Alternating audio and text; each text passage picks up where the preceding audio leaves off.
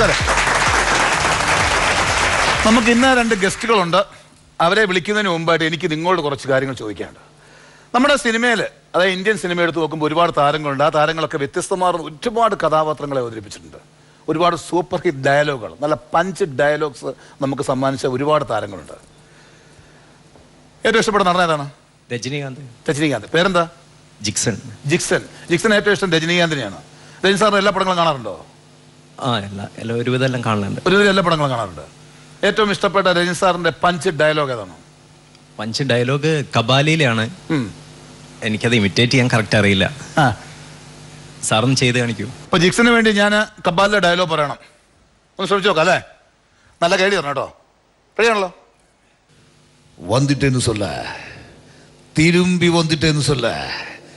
25 வருஷங்களுக்கு முன்னாடி எப்படி போனாலும் கபாலி அப்படியே திரும்பி வந்துட்டேன்னு சொல்ல.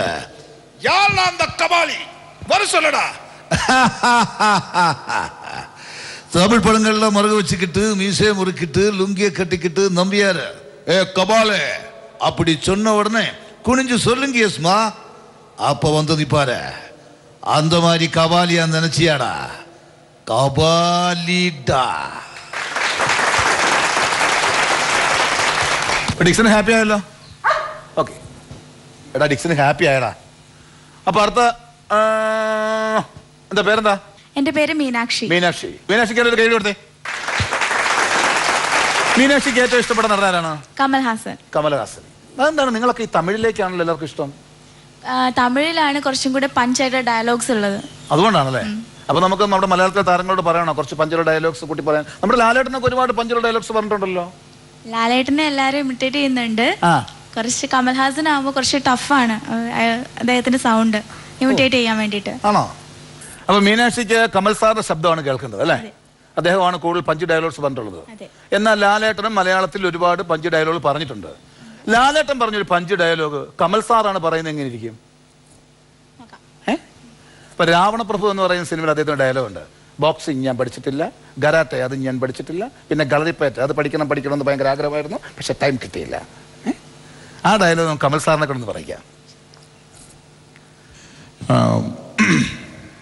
അത് ബോക്സിങ് ഞാൻ പഠിച്ചിട്ടില്ല, കരാട്ടെ അതും ഞാൻ പഠിച്ചിട്ടില്ല, പിന്നെ കളറിപ്പയറ്റ് അത് പഠിക്കണമെന്ന് എനിക്ക് ഭയങ്കര ആഗ്രഹമായിരുന്നു, പക്ഷെ ടൈം കിട്ടിയില്ല.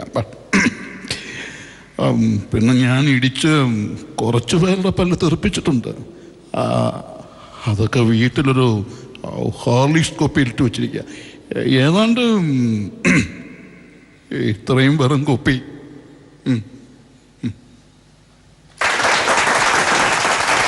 അല്ലേ? അടുത്ത ആരാണ്? ഹായ്. ഹെലൻ. ഓ, ഞാൻ അത് ഹായ് എന്ന് പറഞ്ഞാണ്. ഹെലൻ. Okay, Helen hi. ഹെലന്റെ ഏറ്റവും ഇഷ്ടപ്പെട്ട നടൻ ആരാണ്? സർ, ലേലം മൂവിയിലെ MG സോമന്റെ ഡയലോഗ് എന്ന് പറയാം. സോമേട്ടനാണ് ഇഷ്ടം? ഹെലന്റെ രൂപവും സോമേട്ടൻ തമ്മിൽ ഒരു സിങ്കാവുന്നില്ലോ? അല്ല, അതിലെ ഡയലോഗ് നല്ല പഞ്ചുള്ള ഡയലോഗ്. അത് നമുക്കൊക്കെ ഒരുപാട് ഇഷ്ടപ്പെട്ട ഒരു ഡയലോഗാണ്. അദ്ദേഹത്തിന്റെ അവസാനത്തെ മൂവിയായിരുന്നു അത്. ഈ എന്താ പറയാ, അതിൽ ആനക്കാട്ടിൽ ഈ പശൻ എന്ന് പറയുന്ന ആ ക്യാരക്ടർ നമ്മുടെ എല്ലാവരുടെയും മനസ്സിലുണ്ട്. ഞാൻ ശ്രമിക്കാം. നേരെ തിരുമേനി, ഈ പച്ചൻ പള്ളിക്കൂടത്തിൽ പോയിട്ടില്ല. മരം വെട്ടുകാരനായിരുന്നു എൻ്റെ അപ്പൻ. കൺമുമ്പിൽ വെച്ച് എൻ്റെ അമ്മച്ചിയെ കയറി പിടിച്ച റേഞ്ചർ സാഹിബിന് ഒറ്റ വെട്ടിന് 2 തുണ്ടമാക്കിയിട്ട് എൻ്റെ അപ്പൻ ജയിലിൽ കയറുമ്പോ എനിക്ക് അന്ന് 9 വയസ്സ്. കഴുമരത്തെ അപ്പന്റെ ശവം ഇറക്കിയതാ ഇങ്ങനെ ഈ കയ്യിലോട്ട് ഏറ്റുവാങ്ങിക്കുമ്പോ എൻ്റെ 10ാമത്തെ പിറന്നാളാ. പനമ്പായി പൊതിഞ്ഞു കെട്ടി അപ്പന്റെ ശവശരീരം ഈ പള്ളിമുടുത്ത് കൊണ്ട് ഇറക്കുമ്പോ എന്റെ കൺമുമ്പിൽ കിടന്ന് ഞൊളക്കിയാ തിരുമേനി. ആണ്ട് ഈ നീളത്തിലുള്ള കൃമികള് അപ്പന്റെ മൂക്കീന്നും വായിന്നും അന്ന് മൂക്ക് പൊത്തിക്കൊണ്ട ഇതുപോലെ കുപ്പായിട്ട് അച്ഛന്മാര് എന്റെ അപ്പന്റെ ശവത്തിന് താട്ടിയത് എടുത്ത് തെമ്മാടിക്കുഴി കൊണ്ട് തള്ളാൻ. അന്യം പേർക്കുന്ന കാശ് കൊണ്ട് അപ്പം തിന്ന് വീഞ്ഞും കുടിക്ക് കോണ്ടാസയിലും ബെൻസയിലും കയറിറങ്ങി കിടക്കുന്ന ഈ പളവളത്തെ കുപ്പായക്കാരോട് അന്ന് തീർന്ന എന്റെ ബഹുമാനം. ഇപ്പൊ എനിക്ക് അതിനോട് തിരുമേനി മുമ്പ് പറഞ്ഞ സാധനമാ. എന്നതാടാ റെഫറൻസ്?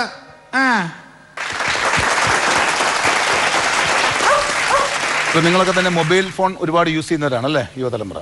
മൊബൈൽ ഫോണിൽ ഒരുപാട് ആപ്പുണ്ട്. മൊബൈൽ ഫോണിൽ ഒത്തിരി ആപ്പുണ്ട്. ഞാൻ ഉദ്ദേശിച്ച ആപ്പല്ല, ആപ്ലിക്കേഷൻസ്. അപ്പോൾ ആ ആപ്ലിക്കേഷൻസ് വെച്ചുകൊണ്ട് നമുക്ക് ഈ ലേലത്തിലെ ഡയലോഗ് സോമേട്ടന്റെ ശബ്ദത്തിൽ ഒന്ന് കേട്ടാലോ? നേരാ തിരുമേനി, ഈ പച്ചൻ ഫേസ്ബുക്കിൽ കയറിയിട്ടില്ല. ഓർക്കൂട്ടുകാരനായിരുന്നു എൻ്റെ അപ്പൻ. കൺമുമ്പിൽ വെച്ച് എൻ്റെ അമ്മച്ചിയുടെ ജിമെയിൽ ഐ ഡി ഹാക്ക് ചെയ്ത റേഞ്ചർ വൈറസിനെ ഒറ്റ ക്ലിക്കിന് കൊന്നേച്ച് എൻ്റെ അപ്പൻ ട്വിറ്ററിലേക്ക് കിടക്കുമ്പോ എനിക്ക് അന്ന് 9 ഫ്രണ്ട്സ്. അപ്പൻ്റെ പ്രൊഫൈൽ ടൈം ലൈനിൽ പൊതിഞ്ഞു കെട്ടി ഈ പള്ളിമുട്ടത്ത് കൊണ്ട് ഇറക്കുമ്പോ എൻ്റെ കൺമുമ്പിൽ കിടന്ന് ഞൊളക്കിയ തിരുമേനി ദാണ്ട് ഈ നീളത്തിലുള്ള കമന്റുകള് അപ്പൻ്റെ പോസ്റ്റിനും ഫോട്ടോയ്ക്കും. അന്ന് മൂക്ക് പൊത്തിക്കൊണ്ട ഇതുപോലെ കുപ്പായിട്ട് അച്ഛന്മാര് എൻ്റെ അപ്പൻ്റെ പ്രൊഫൈൽ താട്ടിയത് എടുത്ത് ഗൂഗിൾ പ്ലസിൽ കൊണ്ട് തള്ളാൻ മനസ്സിൽ വെച്ചോ തിരുമേനി. എനിക്ക് ഒരുത്തൻ്റെ ലൈക്കും വേണ്ട, ഷെയറും വേണ്ട. I am outspoken. കട്ടപ്പനയിലെ ഋതിക് റോഷൻ എന്ന സിനിമയുടെ വിശേഷങ്ങൾ പങ്കുവയ്ക്കുന്നതിന് വേണ്ടി 2 ഗസ്റ്റുകൾ ഇവിടെ റെഡി ആയിട്ടുണ്ട്. അവരെ ക്ഷണിക്കുന്നതിന് മുമ്പ് ഒരു കാര്യം പറയുവാനുണ്ട്. മലയാള സിനിമയിൽ ഒരുപാട് ഇരട്ടകളുണ്ട്. സിദ്ദിഖ് ലാൽ, റാഫി മക്കാട്ടിൻ, ഉദയകൃഷ്ണ, CBK തോമസ്, ബിനു കിരിയത്ത്, രാജൻ കിരിയത്ത്, അനിൽ ബാബു, അങ്ങനെ സംവിധാനത്തിലും തിരക്കഥാരചനയിലും കഴിവ് തെളിയിച്ച ഒട്ടനവധി പേർ. അവരുടെ സൃഷ്ടികളൊക്കെ തന്നെ സൂപ്പർ ഡ്യൂപ്പർ ഹിറ്റുകളുമായിരുന്നു. അവരുടെ പാത പിന്തുടർന്നുകൊണ്ടാണ് ഈ 2 കലാകാരന്മാരും എഴുത്തിലേക്ക് വന്നിരിക്കുന്നത്. കട്ടപ്പനയിലെ ഋതിക് റോഷൻ എന്ന സിനിമയുടെ തിരക്കഥാകൃത്തുക്കളായ ബിബിനും വിഷ്ണുവുമാണ് ഇന്ന് ഈ വേദിയിലേക്ക് വരാൻ പോകുന്നത്. അതിൽ വിഷ്ണു തന്നെയാണ് ഋതിക് റോഷനായിട്ട് ഇതിലെ ടൈറ്റിൽ കഥാപാത്രത്തിൽ ചെയ്തിരിക്കുന്നത്. നമുക്ക് സ്വാഗതം ചെയ്യാം വിഷ്ണു ആൻഡ് ബിബിൻ.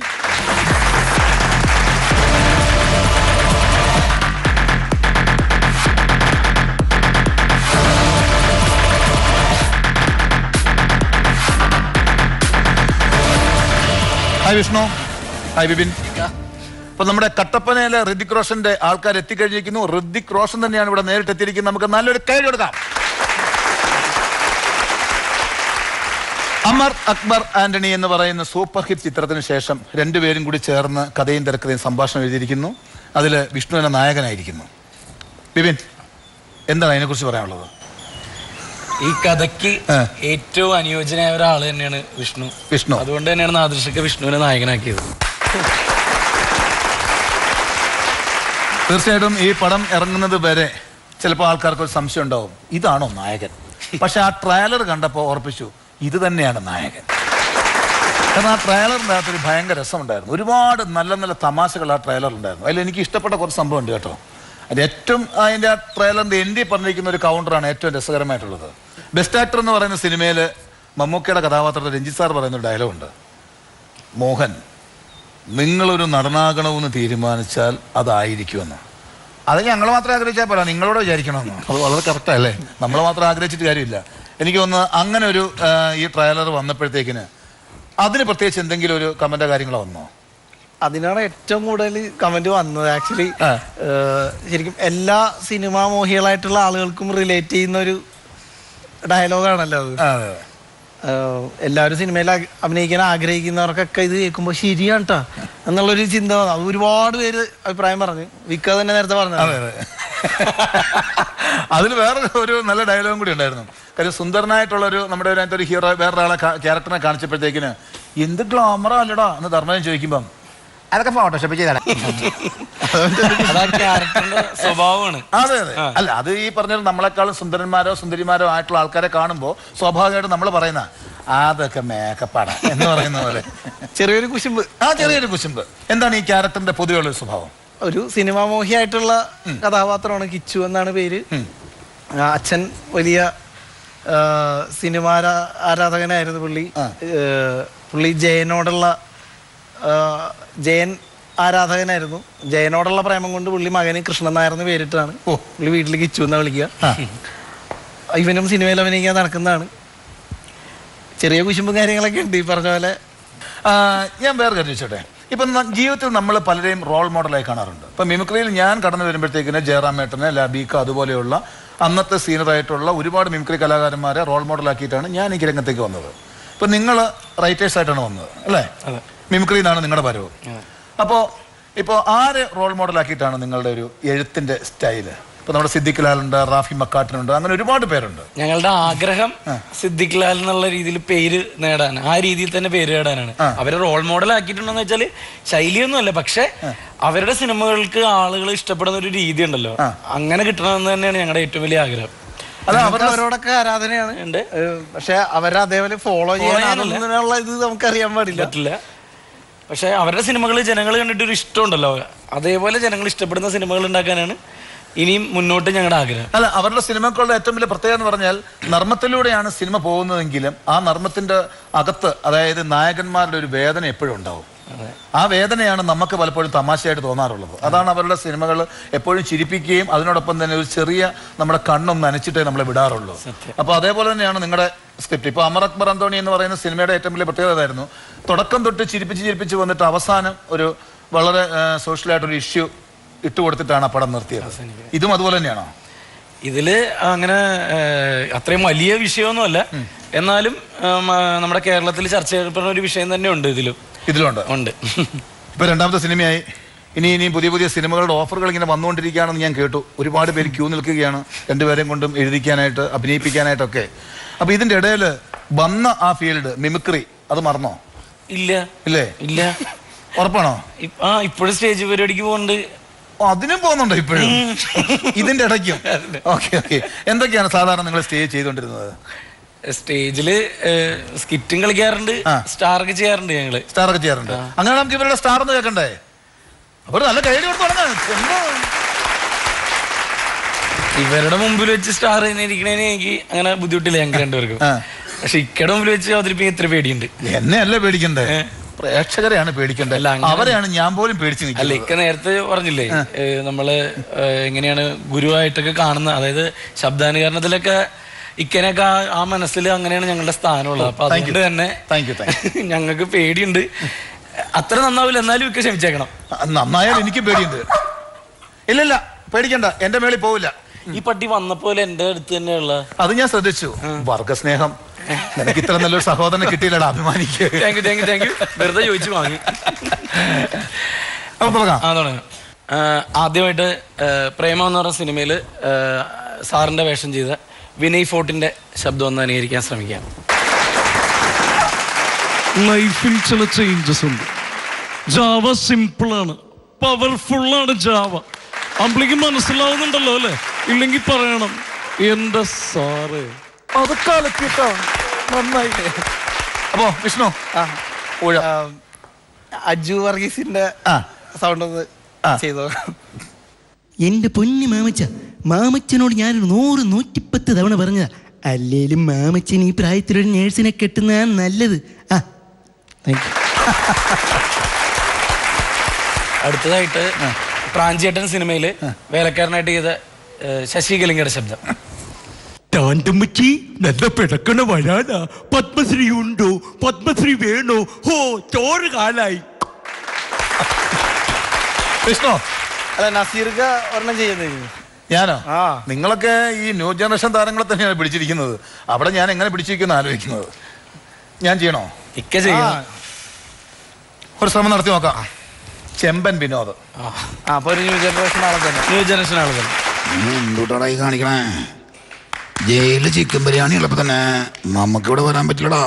അതൊരു ഭാഗ്യമായിട്ട് കാണുക. അച്ചോ, നാട്ടിൽ 10 കള്ളന്മാരെ പിടിച്ചാ 9 പേര് ഇന്റർനാഷണൽ കള്ളന്മാരാ. അത് വെച്ച് നോക്കുമ്പോ ജയിലൊരു ക്രിയേറ്റിവിറ്റി സ്ഥലല്ലേ അച്ചോ. മഹേഷിന്റെ പ്രതികാരത്തിലെ അലൻ സീറിയേട്ടനും സൗബിനും കൂടിയുള്ള അതൊന്ന് നീ സോണിയായിട്ട് എന്നാട് പാടാടാ. ഇനി എന്റെ കൊച്ചിനെ കൊണ്ട് കട്ടപ്പന നിറങ്ങി നിറഞ്ഞ നിന്റെ കാലി ഞാൻ തല്ലി ഓടിക്കും. നിർത്തിക്കേ. സോണിയോട് ചോദിച്ചോ ബേബി ചെന്നി കാര്യം? ചോദിക്കണ്ട, ചിലപ്പോൾ മുഖത്ത് തുപ്പും. ഇത്രക്ക് ചീപ്പാണ് ആർട്ടിസ്റ്റ് ബേബി. ഞാൻ തല്ലിപ്പൊളി ഞാൻ സമ്മതിച്ച്. പക്ഷെ സോണിയ അവൾ നമ്മുടെ മുത്തല്ലേ ചേട്ടാ. മനസ്സിൽ ആരാധിക്കുന്നവർ അടുത്തിറങ്ങി കഴിഞ്ഞാൽ മനസ്സിലെ വിഗ്രഹം ഉടഞ്ഞു എന്ന് പറയുന്നത് വളരെ ശരിയാണ്.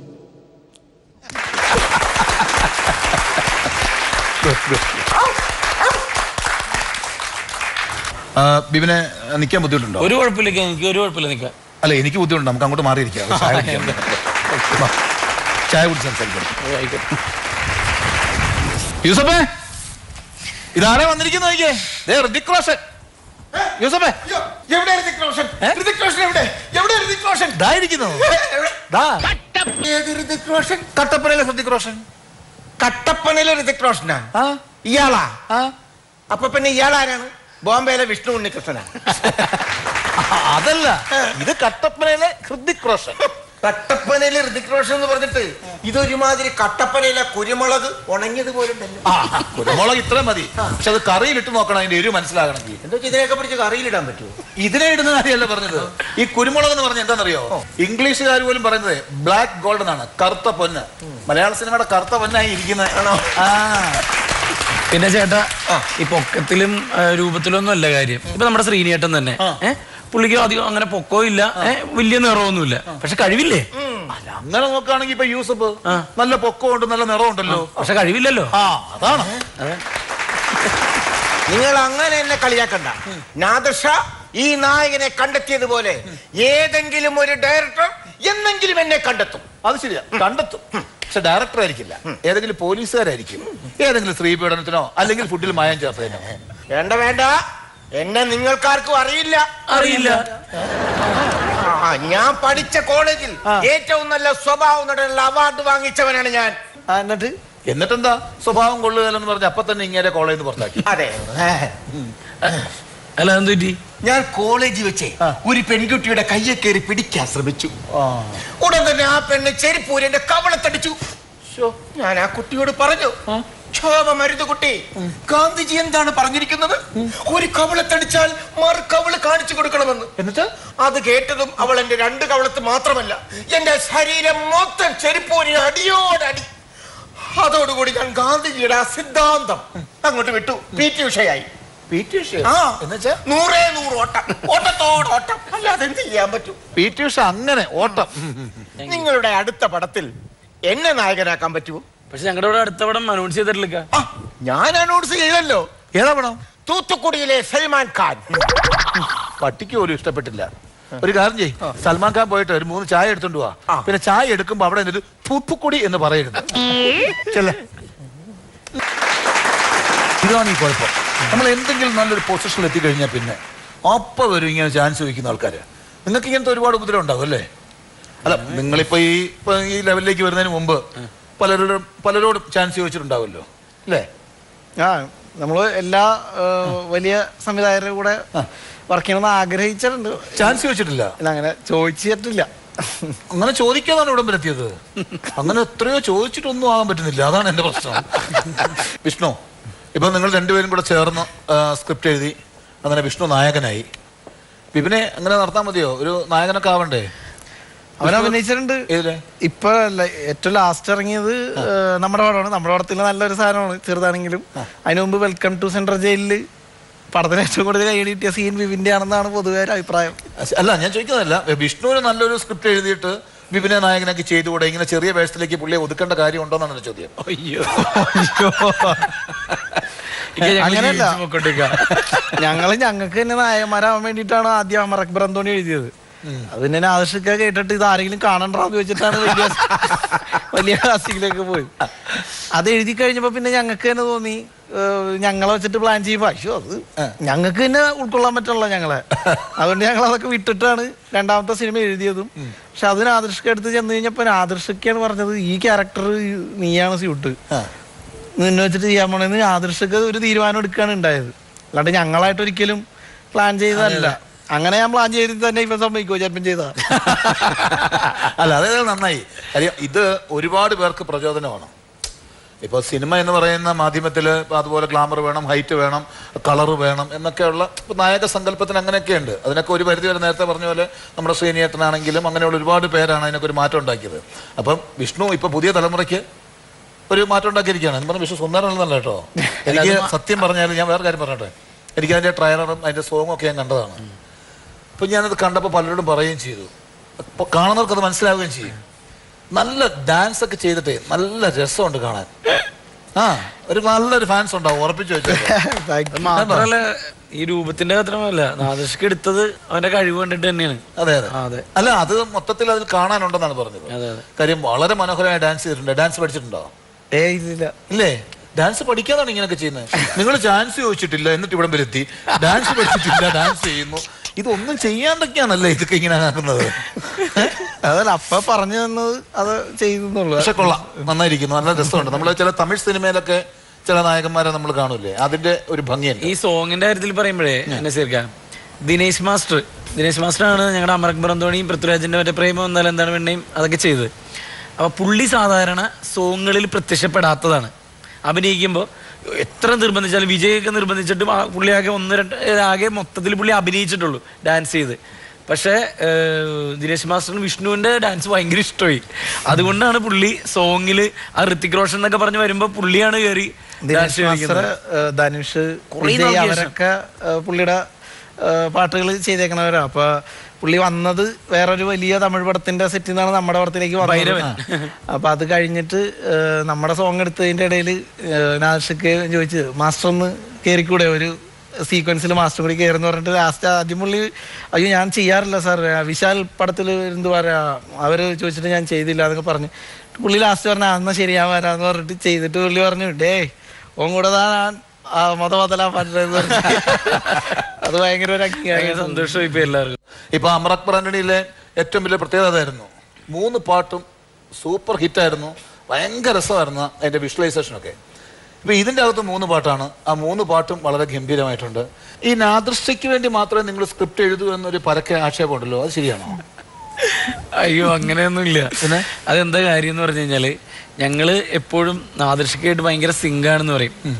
നാദൃഷ്ടയെ ഞങ്ങൾ അനിയന്മാരെ പോലെ കാണുന്നത്. ഞങ്ങൾ എല്ലാ കാര്യങ്ങളും പറയും, ഞങ്ങളുടെ മനസ്സിലുള്ള എന്താണെന്നുള്ളത് വ്യക്തമായിട്ട് പുള്ളിക്ക് അറിയാം. ഇപ്പോൾ ഉദാഹരണത്തിന് നമ്മുടെ ഈ സിനിമ തന്നെ സ്ക്രിപ്റ്റ് ഞങ്ങളുടെ കൂട്ടുകാരെയൊക്കെ ആദ്യം ഒന്ന് എങ്ങനെ ഉണ്ടെന്ന് അറിയാനുള്ള വായിച്ച് കേൾപ്പിക്കുമല്ലോ.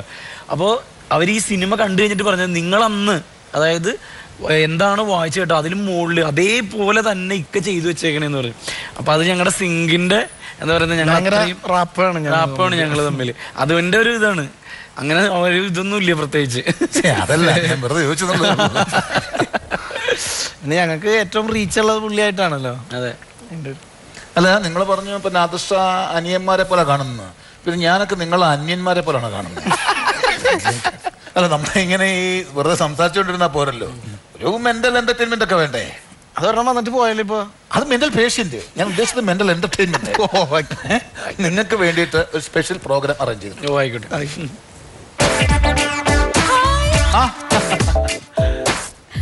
വന്നോന്ന് ഞാൻ അറിഞ്ഞു, കുറച്ച് തിരക്കായി പോയി. ഞാൻ ന്യൂട്രീഷൻ അല്ല ബ്യൂട്ടീഷ്യൻ. ഇതെന്റെ പാർലറാണേ. ഓ അതെ, മലയാള സിനിമയിലെ ഒട്ടുമിക്ക താരങ്ങളും എന്റെ പാർലറിൽ കയറാതെ പോയിട്ടില്ല. എന്നിട്ട് ഞാനൊന്നും വന്നിട്ടില്ല. അല്ല നീ പോയത് നന്നായിടാ.